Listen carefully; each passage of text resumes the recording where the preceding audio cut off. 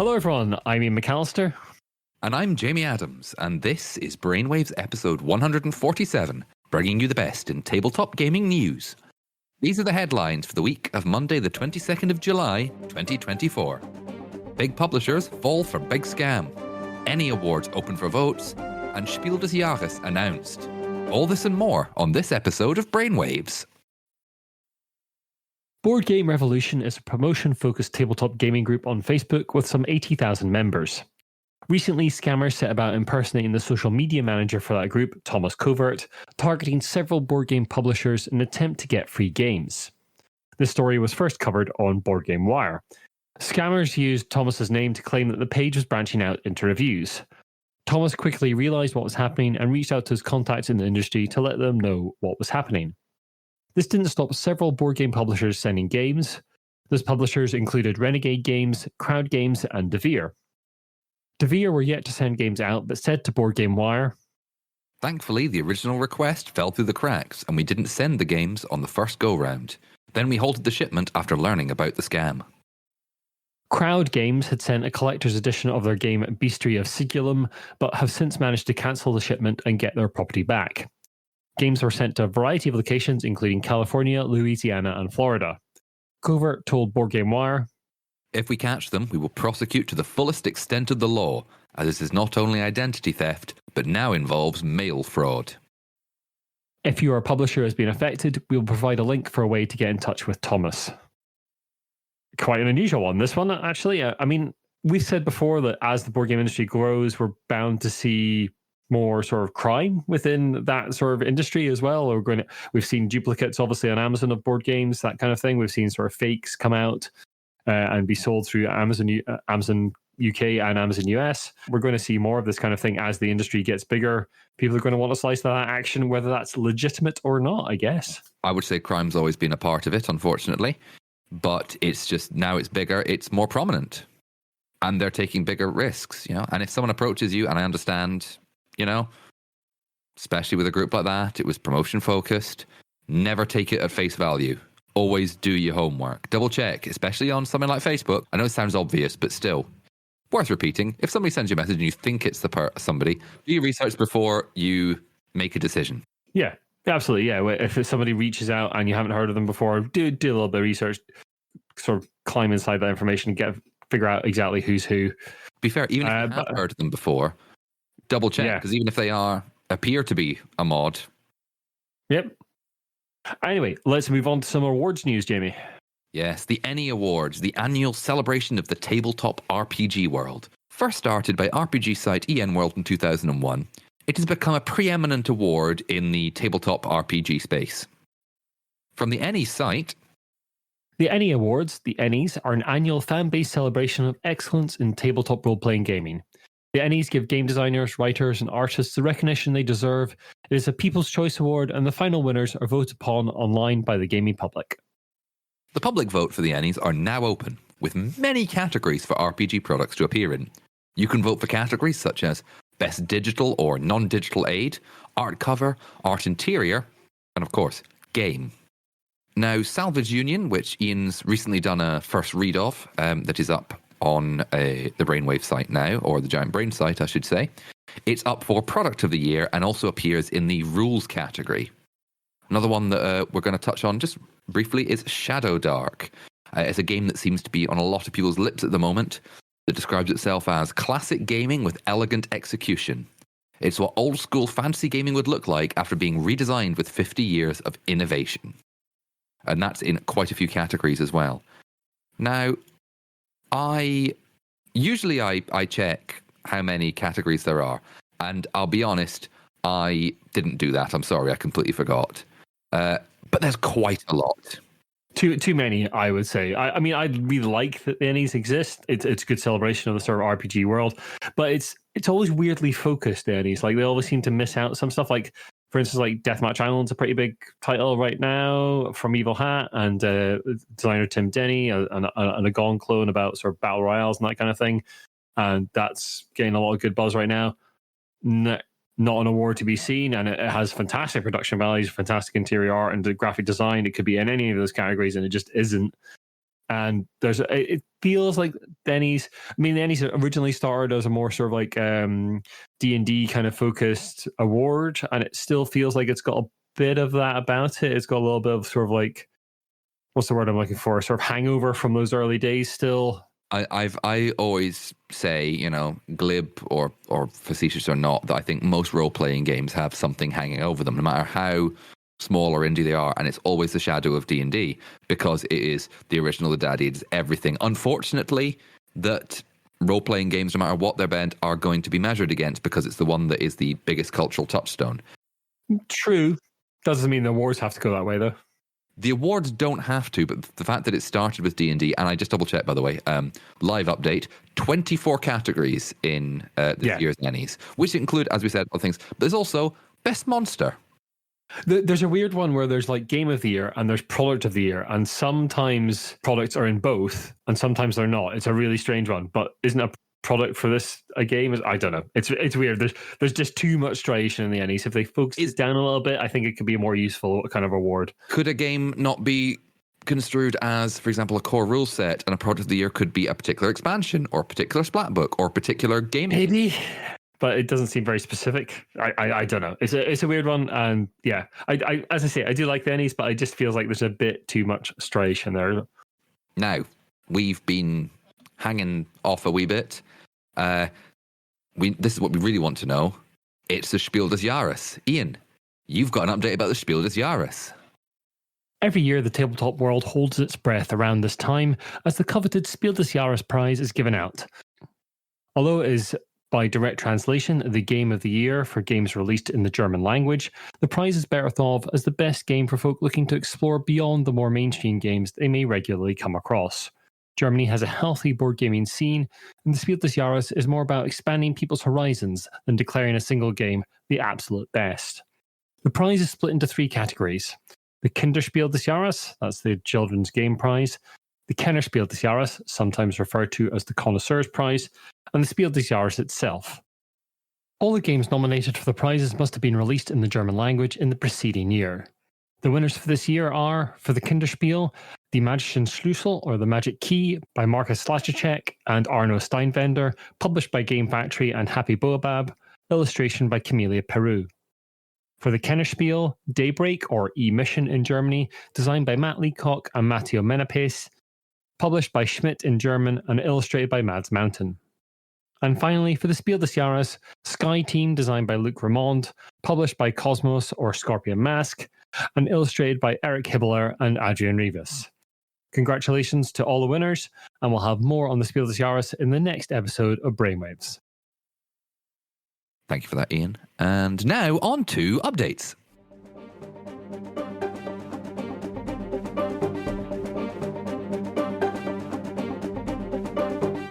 Berserk Games are the publishers of Tabletop Simulator, a PC program that can be used to build simulations of board games. The program came to prominence during the pandemic as the board game community sought ways to connect online. Effectively, it became a platform for digital versions of board games, much like Board Game Arena or Tabletopia. Way back in episode 86, we covered a story where the publishers of Three Kingdoms Redux and Race for the Chinese Zodiac had not been paid royalties by Berserk Games. Now, publishers can agree for their games to be put officially on the platform and get given royalties based on the sales for that particular module in Tabletop Simulator. Now, on the 13th of July, Ken Leong-Yo, designer of the aforementioned games, posted to an ongoing thread about their dealings with Berserk Games. The publisher had finally had an email from Berserk Games and payment. The email read, Please find attached the royalty reports for Quarter 1 2022 and Quarter 2, Quarter 3, Quarter 4 2023 and Quarter 1 2024 for the licensed DLC available on Tabletop Simulator. To ensure prompt payment, please return an invoice to this email address within the next 2 weeks. We deeply regret the delays in delivering these reports and our recent communications. We fully understand the disruptions may have caused and are truly grateful to your continued patience and understanding. To express our appreciation and acknowledge the inconvenience, we have added a 15% bonus to your last payment and will apply the same bonus to these latest reports. Please do not include this 15% bonus in your invoices, as it will be automatically included in our outbound payments. We have also upgraded our invoicing system to improve efficiency and accuracy in our future interactions. To help us ensure that all future transactions are handled smoothly, could you please confirm or update your contact details, including your preferred email for PayPal payments and wire transfer information? We recommend PayPal for smaller payouts to minimize wire transfer fees and prevent any further delays. Thank you for your cooperation and for continuing to trust in our business. Ken does go on to mention he thinks some of the amounts may still be wrong, and that he's noticed that sales for some months are the exact match for others, which was not the case. Despite this, he says he's still sent the invoices in order to try and close out the issues for the last 2 years. I mean, have we ever reported a good story about Berserk games? I don't think so. No, we have not. There's a weird thing going around recently where when this, completely unrelated to this story, admittedly, there was some chat amongst sort of Blue Sky board game community and various other sort of social medias that Tabletop Simulator was kind of a dead platform, that it wasn't getting updates anymore. But there's been an update as of like 2 or 3 days ago. There are still games at the time of recording, which is the 19th of July, 2024. There was an update just a few days ago. There's still games on it. Obviously, places like Board Game Arena and Tabletopia have become much bigger since then. So yeah, definitely publishers are drifting away from it, but it still exists. I feel like I've heard less from Tabletopia. Yeah, I'd agree with that. Ever since Asmodee took over Board Game Arena, it's become a much bigger platform. I'd say Board Game Arena has become ascendant. Yes. And that's mainly because I think the accessibility of it, whereas Tabletopia and Tabletop Simulator, I mean, I've said this many times before, but I'm still going to say it again, whereas those two are basically physics engines that you can put art assets on, and there you go, you've got a board game for testing or for playing or what have you. The fact that you have a program basically that is the rules of the game on Board Game Arena, and you can click, okay, I can play the game without having to physically manipulate, a counter to go around the board or what have you. Yeah, it feels like you're much better going with some of those platforms than Tabletop Simulator at the moment, because even if they've sorted their problems, have they? Yeah. And are they still a platform that you're going to get found on? As Ken said, there may still be some inconsistencies. Indeed. But also, as we said, we covered that in episode 86, and we are recording episode 147. Yeah. So it's been ongoing for a while. I was about to try and do the maths, and I'm not going to. Anyway, like Ken says, it's the last couple of years of problems he's trying to get resolved now. So yeah, Tabletop Simulator is still there, but still worth keeping an eye on. And Indeed. With that, on to the news.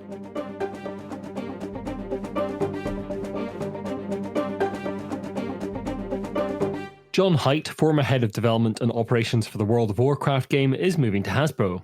Haidt is taking the role of president of Wizards of the Coast and Digital Gaming Division. Haidt has 30 plus years in the computer games industry after spending time at Sony, Atari, Electronic Arts, and a blast from the past, the 3DO company. Hasbro CEO Chris Cox said of the hire, John's love of D&D and Magic the Gathering, combined with his leadership in video games, will be crucial as we expand our digital offerings to deliver what our fans crave. And keep in mind, a lot of those digital offerings will be tied into the new edition of Dungeons & Dragons coming up. New VTT from Wizards of the Coast is rumoured and, has been shown off. Whether it'll actually appear, who knows? And there's definitely a lot of digital tie-in with D&D Beyond already sort of chuntering down the lines towards us as they've put out their sort of digital subscriptions and tie-ins to the sort of physical books, and you can get, exclusive digital products and that kind of thing if you buy in now. All that kind of stuff is coming for sure. There's going to be a big digital component to the Dungeons and Dragons. Yes, especially with the new edition. Yeah. Now, also included in that, I know we didn't cover it in the body of the article, but also included in the hiring is former COO from Bungie, Holly Barbakovi. And Barbakovi is taking the role of Chief People Officer. Now, she previously was Wizards of the Coast's Vice President of HR from 2016 to 2020. And then she went away and then has come back, leading its human resources portfolio to overseeing a people and culture strategy grounded in Hasbro's values around play to attract and retain top talent. Just not the talent you fired before last Christmas. No, let's not remember that, folks, that they fired them 2 weeks before Christmas. Yeah. After a bumper year. Absolutely not. Anyway, on to some more positive news.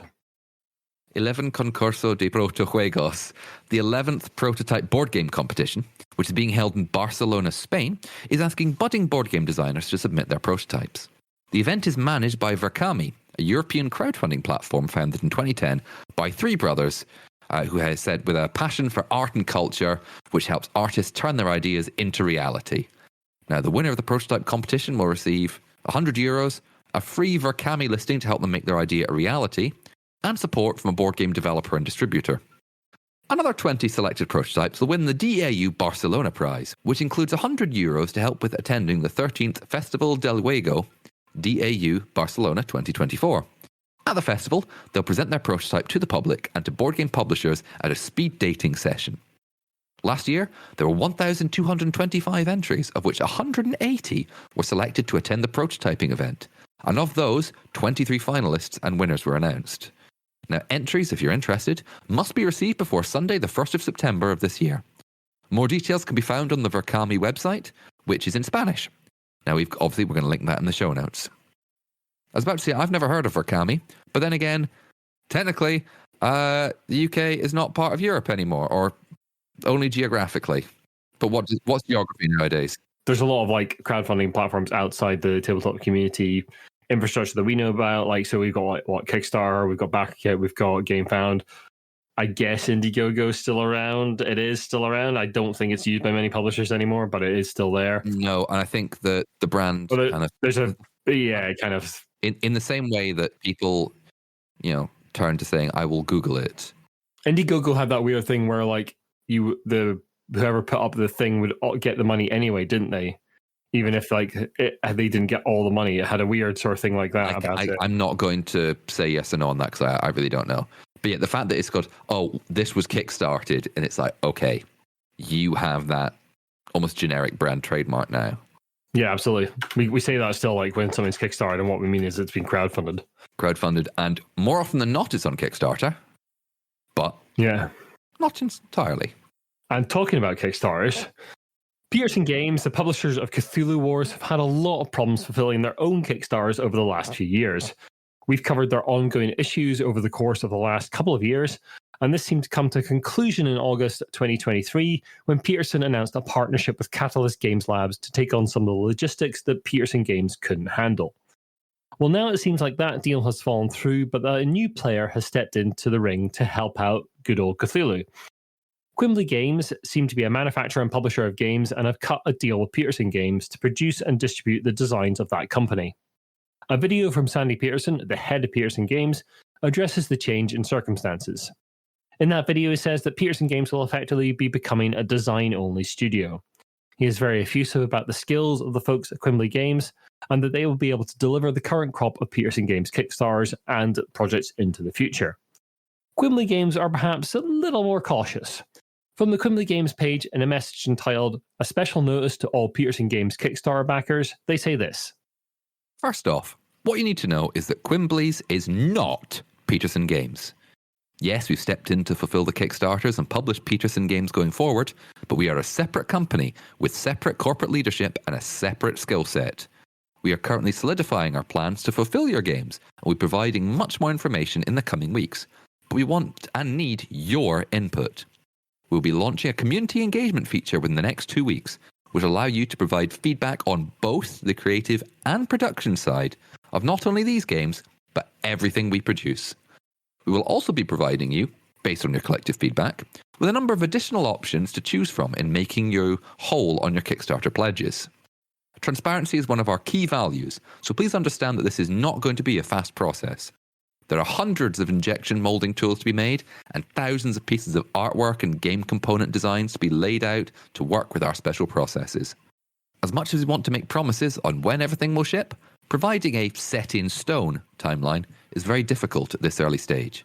Our goal is to sell the current Petersen Games inventory we have in stock and gauge our production capacity as we work to finish building each additional phase of our factory. There is a bit more to this statement going into the details of what Quimbley Games are going to be doing in terms of logistics to fulfill these Kickstarters. We'll provide a link to that in the show notes. Now, this seems like good news for backers to me. I am not sure personally that Petersen Games are out of the woods yet. The Sandy Petersen video is quite effusive. He's quite enthusiastic about the hookup and seems to think that all their problems are sorted. The statement from Quimbley Games does sound a lot more realistic. Like they're definitely they lay out a lot of like facts that like there's a lot of plastic needing made for these games, and they're going to be doing that themselves in-house. So obviously molds need to be made, that kind of thing. They lay out sort of a lot of the logistics of what's going to be happening behind the scenes, which is good. They're like being upfront and realistic, but I don't think the backers are going to receive their games tomorrow. It's going to be like a year, maybe more from now. But I'm going to make a conservative estimate and say maybe 2 years. Yeah, absolutely. Yeah, I'm sure it sounds like Quimbley Games are on it, and they'll be more communicative with backers, which will go a long way to helping them get their games and maybe calm things down a bit for Petersen. Let's go on to some jobs, opportunities, and events.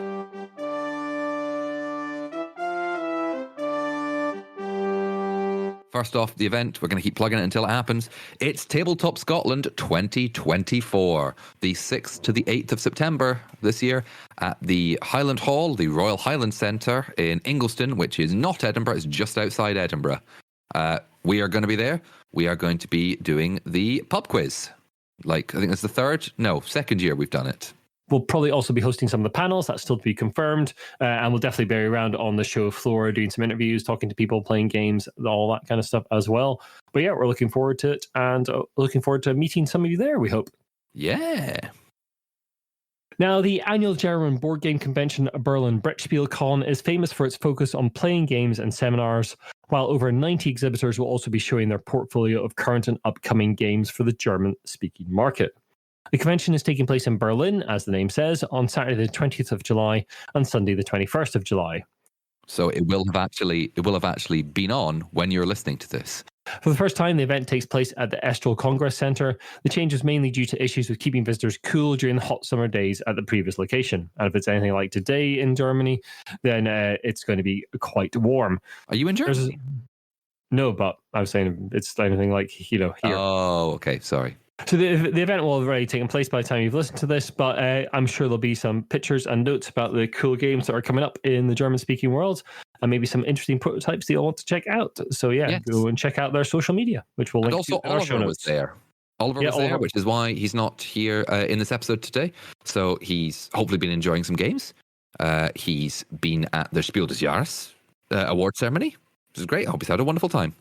Yeah, hopefully he's managed to grab some interviews, which will bring you next time on the cast. Not guaranteed, but we'll hopefully have a few interviews with maybe some of the nominees and even maybe some of the winners. That'd be great. We'll see. But we're not quite finished with Oliver yet. Oh, no. Nope. Oliver is running a monthly raffle in support of the Trussell Trust, which runs a large number of food banks across the UK. Now, tickets are £1, and you can win prototypes or review copies of games. They've been played a few times, but are still in very good condition. Sometimes there are also brand new games on offer. All proceeds, minus platform fees, payment charges, and postage costs, go directly to the amazing charity, the Trussell Trust, that campaigns for a future where nobody needs to use emergency food. And how? Yeah. The fact that our previous government was proud of the fact that we had no politics in our board games. No politics in our board games, please. Terrible. No politics in our board games, please. If you're not aware, listeners who are not in the UK, we've just had a change of government, which might be good. Who knows? Who knows? Anyway, talking about conventions at the top, there is some conventions across the world, of course. The African Board Games Convention needs your help to put on their show in 2024. The group behind the convention promotes board gaming all over Nigeria and are hoping to bring the 2024 edition of their show to life. They self-funded in previous years, but financial circumstances mean it's become a bit harder for them this year. From the Kickstarter for the new convention. In 2023, for the first time in our history, AB Con held for 2 days and it was self-funded. This was a deliberate action as we build towards hosting a 4 days convention in the future. This year, AB Con is taking a bigger step. The convention will host the first People's Choice Game Award, conduct a pre-AB Con tour in 5 university campuses, reintroduce Game Influencers Award, all in the biggest hall in an AB Con history. We're also creating a budget for documentation to equip us as a source for partnership and funding from private entities and the government in coming years. We've always supported a diverse gaming scene, and a diverse gaming scene is a healthy gaming scene. Lots of different voices really helps get different voices in there, different games out there, different points of view on how we game and why we play, and supporting folks in different countries to get that infrastructure up and running for conventions and communities is one way we can all help out. So do go and check out their Kickstarter, chuck them a few bucks if you can, and check out the games that are coming out of that country. Absolutely. Listen, having a big board game scene in Nigeria is wonderful. It's really nice to see games that are not just Europe, Britain, absolutely, United States, Mexico, and East Asia like Japan or Korea. This is universal. Well, not universal. This is global. We want global games. We want different experiences. Yeah, gaming has been around for thousands and thousands of years. And a quick aside: the Infinite Monkey Cage recently put out a new episode about board games, which dives into sort of like why we play and the games we play and how long they've been around and the reasons that humans have always like gone towards some sort of gaming as well. It's really quite interesting. If you're unaware of the Infinite Monkey Cage, it is on BBC Radio 4 and it's hosted by comedian Robin Ince and scientist Professor Brian Cox. Yeah. And you can get on BBC Sounds and any podcast platform of choice, really. We are not sponsored by the BBC. You know who we are sponsored by? Our lovely patrons. Thank you so much for continuing to support us and the cast. It really helps us out, especially our executive producers, Kevin Bertram from Fort Circle Games, James Naylor from Naylor Games, and Shaun Newman from the Gamelot team. I've just been doing a wee bit of a rejig of our website where you can find new ways to support us, a list of all our patrons on the site as well. And you can become one of those patrons for only just $1 a month. It really helps us out to like just host the cast and the site. And if we get enough money, it'll help us like buy some games, go to conventions as well, that kind of thing. On top of that, you can also support us by buying t-shirts from Sir Meeple and dice and accessories from Fanroll. We'll put links to all of that in the show notes.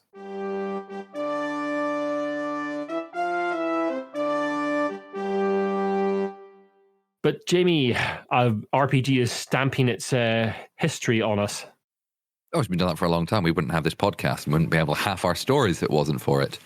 Now, thanks to... new TSR. We miss you so. Now, thanks to Richard Simpson from We're Not Wizards for bringing us this story.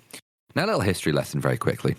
184 years ago, the penny black, the world's first postage stamp, was issued. And since then, let's be honest, postage stamps have gone downhill. But no longer.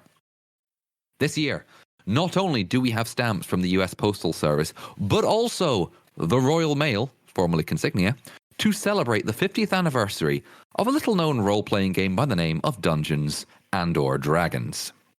Now, we covered the US Postal Service stamps in episode 134, but the Royal Mail stamps have recently been announced and will be available on the 25th of July for the TTRPG fans and philatelists among you. Now, there are 8 special stamps with pictures of some of the most famous and fearsome adversaries that characters might combat in the games. From fan-favourite Owlbear to fan-favourite Mimic and fan-favourite Red Dragon. Also included is a miniatures stamp sheet, which has headshots of members of a diverse party reflecting some of the characters you can play. A tiefling rogue, a human bard, a halfling cleric, an elf fighter, a dwarf paladin, and a dragonborn wizard. Now, alongside these is a prestige stamp book packed with images, stamps, and stories from, well, Dungeons and Dragons history. And it's got a substantial history. Now, whereas the US Postal Service stamps had images from throughout the history of the game, the Royal Mail set have all been created by Wayne Reynolds, who's been doing a lot of TTRPG art for many role-playing games over a very long time. Most notably, Pathfinder, and his art graces the front cover of the first edition core rulebook, and indeed is behind the kind of iconic Pathfinder character art. There's also a little surprise on the special stamps, which is if you shine an ultraviolet light on them, there's a special holographic logo on them. Cool. Now, I'm not a... I honestly might get a set of these. They're really nice. Like, the art on them is really, really nice. For stuff that's been... For art that's been commissioned for it, they are a very lovely set of art. Great work from Wayne Reynolds. Was thinking about this when I was writing up this story. I was saying to Ian before we started recording. Pathfinder, I mean, it's an interesting... Let's say if it's a power move of going, guy who did the famous art for the Pathfinder core book is now doing the art for D&D 50th edition, like the stamps. Yeah. It's an interesting one, isn't it? My very first UK Games Expo in 2018, I took part in the Pathfinder 2nd edition, as I've said many times, the Pathfinder 2nd edition playtest or demos or, Yeah, they had a big stall, I remember. Yeah. a massive stall. This year, no stall. And I don't remember Pathfinder being there. And I know that there's a lot of stuff, there's been a lot of things coming out for it and Starfinder. But what's happened to it? And I think what's happened to it is D&D 5th edition. Now, it has been out for a while, absolutely. But because it's gone so stratospheric, I think Pathfinder, which of course was initially set up as almost a reaction to 3rd edition, wasn't it? Or 3.5? 4th edition. It was basically a reaction to 4th edition, kind of, yeah. My apologies. And I tell a lie, there was a Pathfinder stall at UK Games Expo this year, but it was basically just like a sofa with the Pathfinder logo behind it where they were taking meetings. That was it. They weren't selling product or anything. It was really strange. I will take Ian in for a little chat about, stuff that he needs to be aware of the next time he's at a Games Expo. But listen, this is not dunking on Pathfinder. This is not dunking on Dungeons and Dragons. This is going, the art is gorgeous. It's just a very interesting thing. And people have worked for Pathfinder and for Dungeons and Dragons and many other companies doing art. It's just no, because I looked at the Red Dragon art and went, that looks familiar. And then I looked at the Pathfinder core book art and I went, that looks familiar. So yeah, same guy. But hey, it's still really, really, really cool. I mean, I think the Mimic and the Owlbear are my favorite pieces of... The Mimic is great. I love the Mimic. Anyway, enough of us going on about this.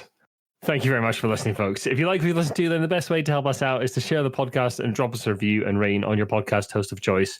You can follow Oliver, who will hopefully be back for our next cast, at tabletopgamesblog.com. You can join us and Oliver on our Discord. We'll put an invite link in the show notes. You can follow me on Blue Sky at giantbrain.co.uk. I'm on there.